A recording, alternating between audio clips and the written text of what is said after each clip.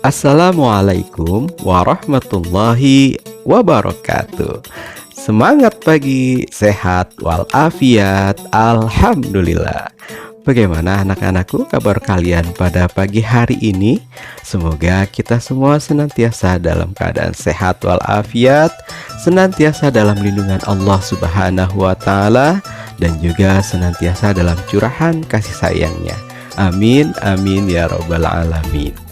Baiklah, sebelum kita memulai pembelajaran kita pada pagi hari ini, di mana kita masih dalam rangka pembelajaran jarak jauh, Bapak kembali mengingatkan kepada kalian untuk melaksanakan protokol pembelajaran jarak jauh, yaitu yang pertama, kalian agar tetap untuk belajar di rumah, dan juga jangan lupa untuk melaksanakan atau menunaikan sholat 5 waktu, dan juga tentunya berzikir kepada Allah Subhanahu wa Ta'ala.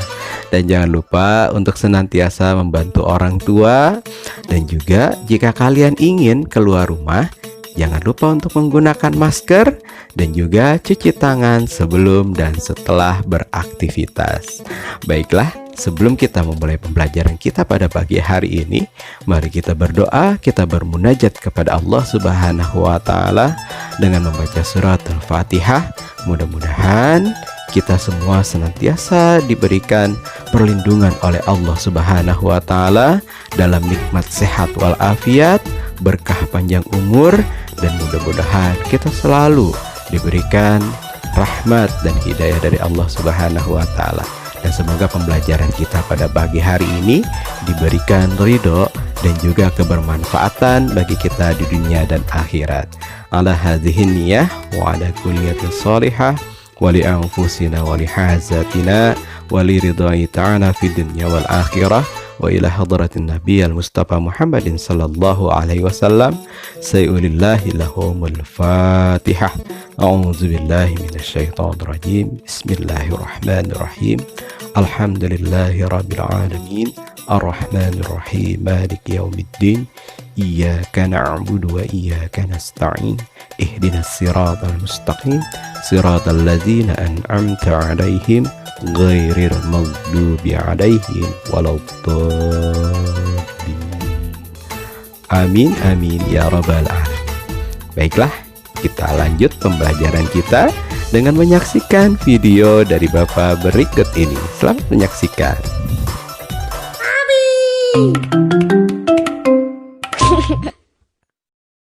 Kisah Nabi Sulaiman alaihi salam. Sulaiman adalah putra dari Nabi Daud alaihi salam.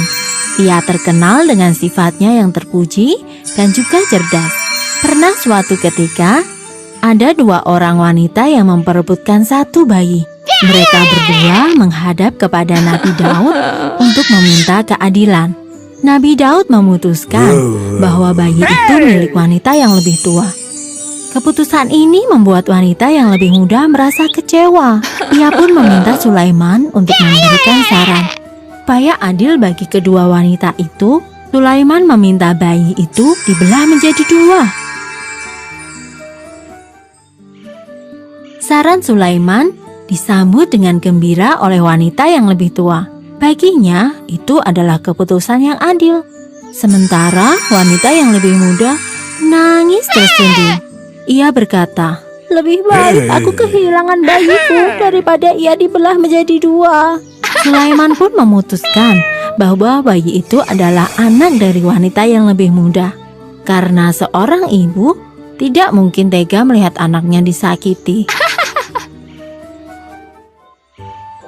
Kecerdasan, kebijaksanaan, dan keadilan pada diri Sulaiman begitu tinggi.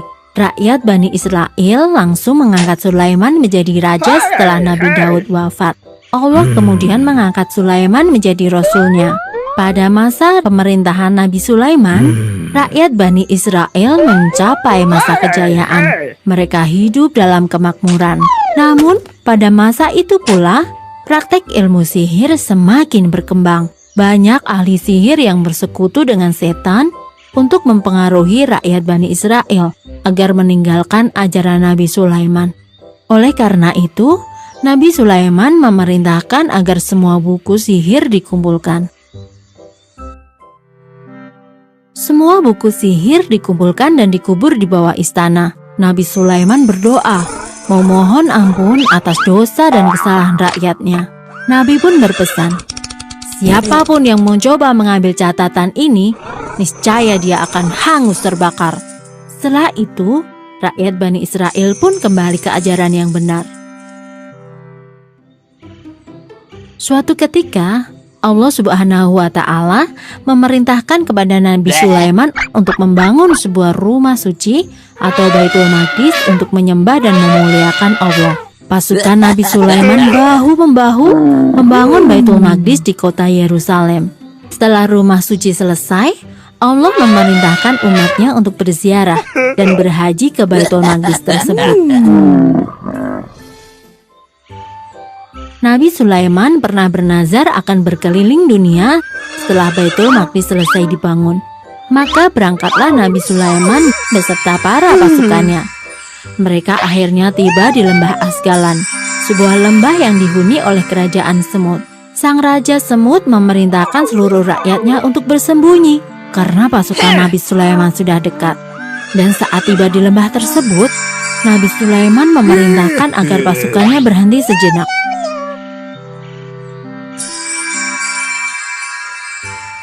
Sungguh mukjizat yang luar biasa. Nabi Sulaiman dikaruniai kemampuan untuk mengerti bahasa binatang. Karenanya, Nabi Sulaiman memerintahkan pasukannya untuk berhenti sejenak agar para semut bisa mencari tempat berlindung yang aman. Setelah semua semut aman, Nabi Sulaiman pun memerintahkan pasukannya untuk kembali berjalan. Beberapa waktu kemudian, sampailah rombongan Nabi Sulaiman di sana, sebuah padang pasir yang gersang dan tandus. Ketika sedang beristirahat, Nabi Sulaiman menerima laporan yang mengejutkan dari pasukannya, yaitu burung Hud. Burung Hud berkata bahwa di negeri Yaman ada kerajaan Sabah yang dipimpin oleh Ratu Balqis yang sangat cantik jelita. Seluruh kerajaan itu menyembah pada matahari. Nabi Sulaiman lantas mengutus burung Hud ke Sabah untuk menyampaikan surat. Dalam surat itu, Nabi Sulaiman meminta agar seluruh kerajaan Sabah berhenti menyembah matahari dan menyembah hanya kepada Allah saja. Rupanya kerajaan Sabah tidak mau menuruti perintah Nabi Sulaiman. Ratu Balqis mengutus pengawalnya untuk menemui Nabi Sulaiman sambil membawa hadiah. Jika Nabi Sulaiman menerima hadiah tersebut, pastilah ia hanya manusia biasa dan bukan utusan Tuhan. Kabar tentang rencana Ratu Balqis didengar oleh burung Hud. Segera saja burung Hud menemui Nabi Sulaiman. Mendengar berita tersebut, Nabi Sulaiman mengerahkan seluruh pasukannya, baik itu manusia, jin, ataupun binatang, untuk membangun sebuah istana yang megah. Istana itu selesai sebelum utusan Ratu Balqis tiba. Istana yang begitu megah menggambarkan kejayaan Bani Israel dan kemuliaan Raja Sulaiman sebagai Nabi Allah. Utusan Ratu Balqis merasa ciut. Kekayaan negeri Sabah bukanlah tandingan Raja Sulaiman. Mungkin utusan sang ratu menyampaikan pesan bahwa kerajaan Sabah tidak akan tunduk pada Raja Sulaiman. Dan Tuhan mereka tetaplah matahari. Mendengar pesan itu, Nabi Sulaiman berkata, "Sungguh, kami akan mendatangi kalian dengan bala tentara yang kalian pasti tidak akan sanggup untuk melawannya." Ancaman Nabi Sulaiman tentang perang membuat Ratu Balqis cemas. Ia bersama para tetua kerajaan berdoa kepada matahari untuk meminta petunjuk. Namun, matahari tidak memberikan jawaban. Pada saat itulah Ratu Balqis sadar, matahari bukanlah Tuhan. Maka ia bersama rombongan kerajaan pergi menuju istana Sulaiman. Sebelum Ratu Balqis tiba, Raja Sulaiman memerintahkan kepada pasukannya untuk membawa singgasana atau kursi Ratu Balqis ke istananya. Jin Ifrit yang merasa hebat menyanggupinya. Namun ia gagal. Jarak istana Ratu Bilqis dan istana Raja Sulaiman sangatlah jauh. Hingga akhirnya ada seorang ahli kitab yang sanggup membawa kursi tersebut. Begitu tiba di istana Raja Sulaiman, Ratu Balkis terkejut melihat kursinya ada di situ dan lebih cepat daripada dirinya. Kemudian ia pun mengakui Raja Sulaiman sebagai nabi dan berjanji untuk bertaubat serta beriman kepada Allah Ta'ala. Nabi Sulaiman kemudian menikah dengan Ratu Balkis. Dan itu artinya kerajaan Bani Israel bersatu dengan kerajaan Saba. Kekuatan ini menjadikan mereka semakin besar dan berjaya. Hidup dalam cahaya iman sesuai dengan ajaran Nabi Sulaiman.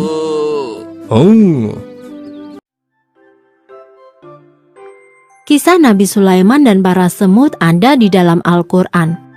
Ketika rombongan Nabi datang, semut berteriak, "Hai semut-semut, masuklah ke dalam sarang-sarangmu, agar kamu tidak diinjak oleh Sulaiman dan tentaranya, sedangkan mereka tidak menyadari." Surat An-Naml ayat 18. Nabi Sulaiman alaihissalam pun tersenyum dengan tertawa karena mendengar perkataan semut itu. Beliau berdoa, "Ya Tuhanku, berilah aku ilham untuk tetap mensyukuri nikmat-Mu yang telah Engkau anugerahkan kepadaku dan kepada dua orang ibu bapakku, dan untuk mengerjakan amal saleh yang Engkau ridhoi. Dan masukkanlah aku dengan rahmat-Mu ke dalam golongan hamba-hamba-Mu yang saleh." Quran Surat An-Naml ayat 19. Yuk dukung Kabi dengan menekan tombol subscribe. Ya, alhamdulillahirobbilalamin.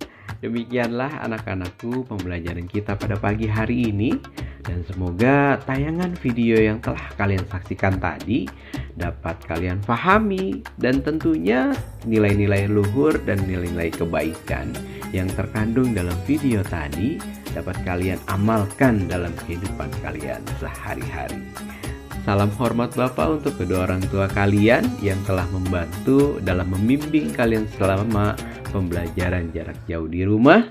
Bapak akhiri pembelajaran pada pagi hari ini. Wabil taufiq wal hidayah. Wassalamualaikum warahmatullahi wabarakatuh.